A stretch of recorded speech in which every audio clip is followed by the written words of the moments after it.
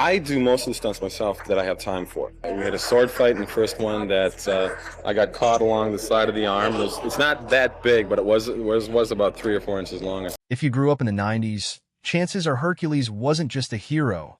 He was your hero. Every episode promised impossible monsters, ancient gods, and unforgettable adventures. But behind the legendary TV series were bizarre secrets, hidden mistakes, and shocking behind-the-scenes stories that most fans never discovered. Before you see Hercules the same way again, here are 20 weird facts that will completely change how you remember this iconic show. Number 20. The strongest man on television was secretly dying. Most of you grew up watching Kevin Sorbo throw grown men through walls and wrestle monsters without breaking a sweat, so this fact hits differently. In the summer of 1997, at the height of his fame and fitness, Sorbo noticed something wrong in his left arm. Tingling. Numbness. His fingers turning cold for no reason. He was 38, trained every day, and performed his own stunts. Several doctors examined him during a publicity tour for Kull the Conqueror, and everyone insisted it was nothing serious. Sorbo believed them. Why would he not? He was Hercules. Then, while lifting weights, a searing pain shot from his shoulder down his left side. Driving home from a chiropractor, his vision blurred so badly he could barely see the road. An angiogram revealed an aneurysm in his left shoulder that had been sending blood clots through his system for months. After surgery, doctors delivered the real news. Kevin Sorbo had already suffered 3 strokes without realizing it. He kept the diagnosis secret for almost 15 years. In a Fox News interview, he admitted ego and fear kept him silent. In his memoir True Strength, he described going from a carefree athlete to someone who needed to grip chairs and counters just to make a 5-yard trip to the bathroom. Nobody watching at home knew the man playing Hercules could barely walk across his own trailer. The production team now had to completely rebuild the show around his absence, and the solution they came up with became one of the most bizarre episodes in the entire history of television. Number 19. The Strokes created television's strangest meta-episode when Sorbo's health collapsed during Season 4. The writers faced a problem with no obvious answer. Their lead actor could barely stand, but the show still had to deliver new episodes every week. His screen time was cut. Stunt doubles took over. In some episodes, Sorbo appeared for only a few minutes, but writers Alex Kurtzman and Roberto Orsi came up with something nobody expected. They created an episode called Yes, Virginia. There is a Hercules set in the modern day, where the cast played fictionalized versions of the show's writers and producers. Bruce Campbell played producer Rob Tappert. Michael Hurst played writer Paul Robert Coyle. Kevin Smith played writer Jerry Patrick Brown. The story followed the staff panicking after Sorbo vanished during an earthquake in Los Angeles. The twist revealed the fictional Kevin Sorbo was actually Hercules, living as a mortal in the 20th century while playing himself in his own television show. Ares appeared and mocked his brother for pretending to be a mortal named Kevin Sorbo. Think about that too hard, and it creates a paradox that will melt your brain. The entire episode was born from a medical crisis, yet it became one of the most creative episodes of 90s television. The man who played Ares in that episode, the one who stole every single scene he walked into, had a real-life story far more devastating than anything his character ever experienced on camera. Number 18. The actor who played Ares never wanted to be an actor. Kevin Smith, the New Zealand-born actor who made the God of War feel genuinely terrifying and seductive at the same time, had absolutely no plans to ever set foot on a stage. His entire dream growing up was to play professional rugby. He lived and breathed the sport through his teenage years and into adulthood, and acting was never even on his radar. Then a concussion during a rugby match sidelined him, and while he was stuck at home recovering, his wife Suzanne spotted a casting notice for a musical about Elvis Presley called Are You Lonesome Tonight? She pushed him to try out. He went, and he got the part. That single moment redirected his entire life. Smith's mother was Tongan, and his father was a white New Zealander, and he carried a physical presence and intensity that the Auckland theater world had not seen before. He first appeared on Hercules not as Ares, but as Iphicles, Hercules' fully mortal half-brother. The producer saw something electric in his screen presence and later brought him back as Ares, which became the role that defined his career. From 1998 to 1999, Smith was simultaneously playing the God of War across 3 different television series at the same time. He appeared as Ares on Hercules, Xena, and Young Hercules concurrently, a scheduling feat that is almost unheard of in the television industry. Fans at conventions across the United States treated him like a rock star, and Hollywood was finally starting to pay attention. Smith was on the verge of crossing into major feature films when a catastrophic accident in China ended everything in the worst way possible. Number 17. Ares was days away from starring alongside Bruce Willis in February of 2002. Kevin Smith had just finished filming the martial arts sequel Warriors of Virtue 2 in Beijing. He was excited because it gave him the chance to train with a stuntman from the acclaimed film Crouching Tiger, Hidden Dragon. On February 6th, the day after filming wrapped, Smith fell from a lighting tower on set. Some reports placed the fall at 6 stories. His injuries were catastrophic, and he was placed on life support with severe head trauma. His wife Suzanne and his parents, Jeff and Yvonne, flew to Beijing and were by his side when he passed away 10 days later, on February 15th, at just 38 years old. He left behind 3 sons: Oscar, 11, Tyrone, 9, and Willard, only 3. The part that still haunts fans is what was supposed to happen next. In March that same year, Smith was scheduled to fly to Hawaii to begin filming the action thriller Tears of the Sun alongside Bruce Willis. It would have been his first major Hollywood role and the breakout moment everyone believed was coming. His memorial service was held at Auckland's Aotearoa Center, where castmates remembered a man who brought warmth, chaos, and laughter wherever he went. Kevin Smith was never really a villain. He simply played one better than almost anyone else ever had. The woman whose spin-off had already made her more famous than Hercules himself had an origin story on the show that was built entirely on rejection, illness, and sheer desperation. Number 16. Lucy Lawless was the 6th choice for Xena. Xena was never supposed to become a franchise. The character was written as a disposable 3-episode villain in Season 1 of Hercules and was meant to die in her final appearance, redeeming herself by sacrificing her life after her own soldiers turned against her. The first actress cast as Xena was Vanessa Angel, star of the Weird Science television series. Angel fell ill and could not fly to New Zealand for filming. Writer John Shillian later revealed the team spent the entire New Year's weekend searching for a replacement. Producer Robert Tapper then offered the role to Kim Delaney, who accepted immediately, but her manager called back 30 minutes later and withdrew her. 4 more actresses were offered the role, and everyone turned it down. Meanwhile, production was running out of time. Executives also resisted casting Lucy Lawless because she had just appeared in the previous Hercules episode as a different character named Lila, fearing audiences would be confused. Lawless later joked that the producers showed her a list of 5 actresses, and they all said no, so she thanked every one of them. She landed one of the most iconic female action roles of the 1990s simply because she was the last person left. That is how close the world came to never having Xena at all. The spin-off that nobody planned for ended up becoming so successful that it reportedly created real friction with the man who was supposed to be the star of the entire franchise. Number 15. Xena's popularity sparked a real rivalry behind the scenes when Xena Warrior Princess premiered in the fall of 1995 alongside Hercules Season 2. It was expected to ride in its parent show's shadow. That lasted about 6 weeks. Xena exploded in the ratings and blew past Hercules in viewership and cultural impact, eventually airing in more than 108 countries. TV Guide ranked it among its top cult shows ever, and reports began circulating that Kevin Sorbo was not handling the situation well. Multiple sources suggested he had grown frustrated watching the spin-off overshadow his show. Lawless addressed the speculation in a 1997 interview, saying there was no point in competing and describing the cast as one big happy family. Whether that was true behind closed doors is another matter. In the decades since both shows ended, Lawless and Sorbo's relationship deteriorated publicly, erupting into political clashes on social media that made it clear the harmony she described had not survived.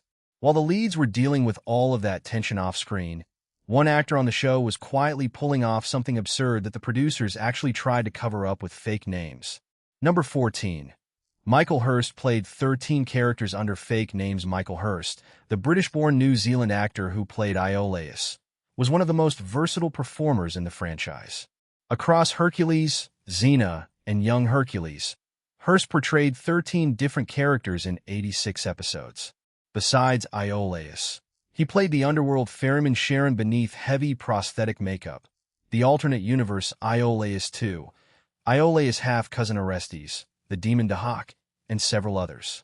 His most unusual creation was the Widow Twankey, a flamboyant British pantomime dame the producers discovered after watching Hurst perform in a local Auckland production of Pinocchio. They loved the performance and insisted he bring the character to the show. Because Hurst was born in Lancashire, England, he delivered the thick Northern English accent with complete authenticity, something British audiences noticed immediately. When those episodes aired, Hurst was not credited under his real name for the Widow Twankey scenes. Instead, the credits listed him as Edith Sidebottom. In the chaotic episode Grease is Burning, he even received 2 fake credits in the same episode. Edith Sidebottom for the Widow Twankey and Billy Wagstaff for a beggar he also played. The man became his own supporting cast, proving few actors matched his range or creativity. While Hurst was juggling 13 different roles in New Zealand, a teenager from Canada was about to show up on set wearing foam padding to make his arms look bigger, and that teenager would become one of the most famous actors alive. Number 13. Ryan Gosling was young Hercules, and he does not talk about it. When the prequel Young Hercules was greenlit for Fox Kids in 1998, the producers needed a new actor to play the teenage demigod. The original Young Hercules, Ian Bohen, declined because he did not want to relocate to New Zealand for a full series. Instead, an unknown 17-year-old Canadian named Ryan Gosling won the role. His costume and arm makeup were designed to make him appear bigger and more muscular, since Gosling did not exactly look like a demigod at 17. He moved to Auckland and filmed 50 episodes before the series was canceled after 1 season. In the years since, Gosling has rarely spoken about the experience, and many people involved with the production believe he does not look back on it with much affection. The show quietly disappeared, and Gosling returned to North America, where he soon landed The Notebook and entered a completely different level of fame. Think about that for a second.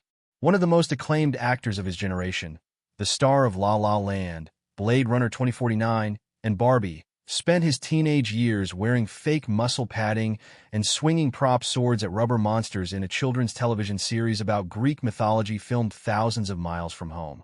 Gosling was not even close to the only future star hiding in the Hercules cast, and the list of names that passed through that show is genuinely staggering when you see it all laid out. Number 12. The show was a secret launchpad for Carl Urban and Rose McIver. The Hercules and Xena universe doubled as an informal training camp for New Zealand actors who would later become internationally famous.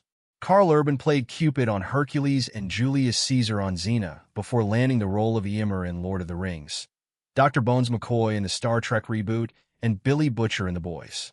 Rose McIver, who now leads the CBS hit Ghosts, appeared on Hercules as a child after making her film debut at age 3 in Jane Campion's The Piano. Her brother Paul McIver played Hercules' son Ezen in the television movies. Bruce Campbell played the recurring thief Autolycus across nearly 20 episodes and directed behind the camera. Gina Torres, who later became Jessica Pearson in Suits, played the warrior Queen Nebula. The credits list reads like a who's who of people who went on to shape modern pop culture.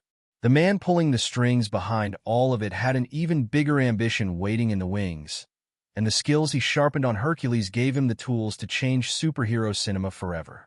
Number 11. Sam Raimi built Spider-Man on the back of Hercules. The executive producer behind the entire franchise was Sam Raimi, the cult filmmaking legend behind the Evil Dead trilogy. Raimi's production company Renaissance Pictures, co-founded with Robert Tappert and Bruce Campbell, produced every single episode of Hercules, Xena, and Young Hercules, running 3 interconnected action fantasy series simultaneously in New Zealand on a syndicated television budget gave Raimi an education in visual effects production that almost no other filmmaker on Earth had at that time. When Sony hired him to direct Spider-Man in 2002, Raimi brought the efficiency and visual storytelling instincts he had spent years perfecting in Auckland. Bruce Campbell appeared in cameos in all 3 Spider-Man films, a tradition rooted in their shared Hercules work. Robert Tappert, who produced alongside Raimi the entire time, married Lucy Lawless in 1998 while both shows were still in production. The franchise was essentially a family business disguised as a television empire. Raimi was not the only person on the Hercules set whose professional life and personal life collided in ways nobody expected. And the love story that played out between Hercules and his on-screen love interest was happening in real life at the worst possible time. Number 10. Hercules married his co-star during his secret health crisis. Kevin Sorbo met actress Sam Jenkins on the Hercules set during the Season 3 episode Prince Hercules in 1996. Their very first scene together required a kiss, and Sorbo later admitted that having a scripted kissing scene with someone he found immediately attractive made asking her out significantly easier. Jenkins had studied biomedical engineering at Duke University before modeling with the elite agency in Paris, and she brought a sharpness to their conversations that Sorbo was not expecting. She described their connection as clever banter that made them both laugh. Sorbo proposed 6 months later. They married on January 5, 1998. What makes this different from every Hollywood set romance is the timing. During their courtship, Sorbo was secretly enduring the aftermath of 3 strokes that left him struggling to walk. Jenkins did not run. She shelved her own career to help the man she loved learn how to function again. And she later contributed chapters to his memoir True Strength, saying publicly that he truly is her hero. The show itself was not interested in telling a traditional Greek mythology story, and the creative team had a very specific and very American blueprint for who Hercules was supposed to be. Number 9.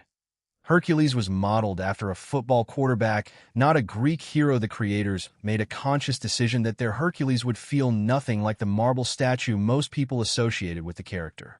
Series creator Christian Williams studied every existing portrayal in myth and cinema, including the 1958 Steve Reeves classic, and threw it all out. Williams told the writing staff that Hercules needed a completely American persona, and his model was Joe Montana, the legendary San Francisco quarterback. Sam Raimi said in a 1995 interview that they did not want gods staring down from Mount Olympus and chose to make Hercules an American regular guy who was not necessarily a musclehead. That decision shaped everything. Apollo rode a golden snowboard and talked like a Californian teenager. The dialogue was packed with modern slang. The producers avoided white togas entirely. Everything was designed to feel like a 90s buddy comedy that happened to exist in a world of gods and monsters. That refusal to play things straight also led the show to cross a line that most series would never dare touch, and it resulted in an existential paradox that still does not have a satisfying answer. Number 8. The show erased the line between fiction and reality within the show's own mythology.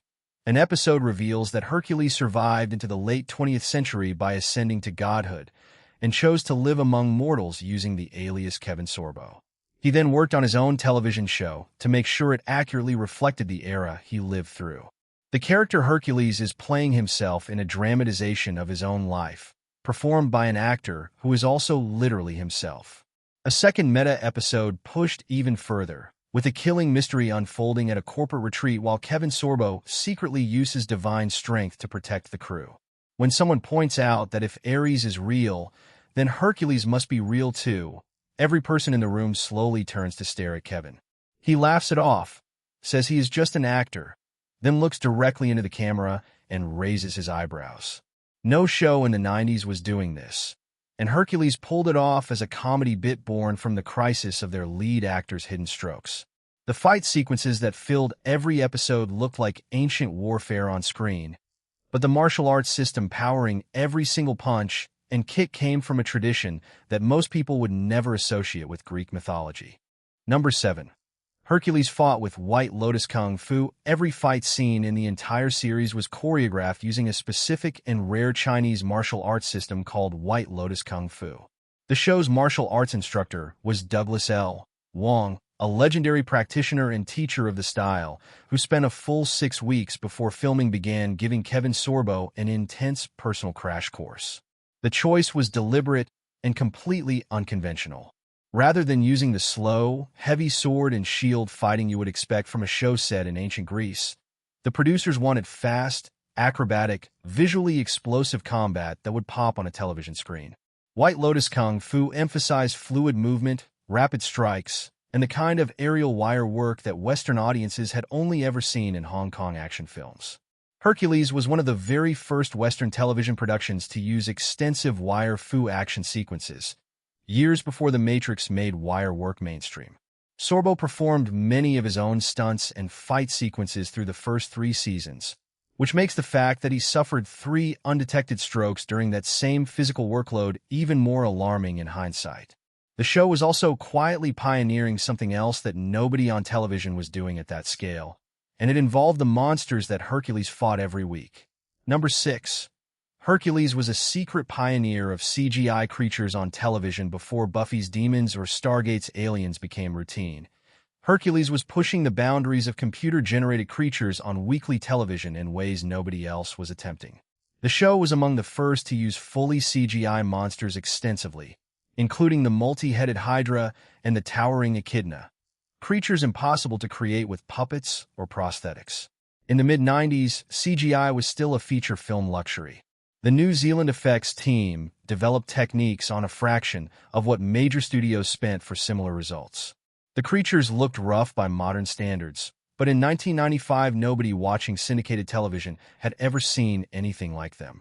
That willingness to experiment on a shoestring budget also quietly built the visual effects infrastructure New Zealand would later use for far bigger projects. The New Zealand film industry that Hercules helped build did not just train camera crews and stunt performers. And the scale of what this show accidentally created is something most fans have never fully understood. Number 5. Hercules accidentally built the Lord of the Rings industry before Peter Jackson ever scouted a location for the Lord of the Rings in 1998. Hercules and Xena had already spent years training an entire generation of New Zealand film professionals.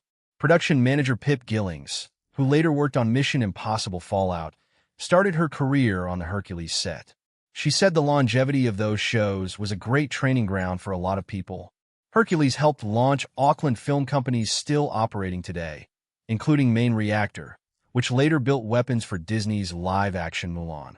When Jackson arrived to construct Middle-earth, the camera operators, stunt coordinators, and effects technicians who powered his trilogy were largely Hercules and Xena veterans. New Zealand's film industry now generates roughly $2 billion in annual GDP, an insider's trace that boomed directly to the swords and sandals era Hercules pioneered.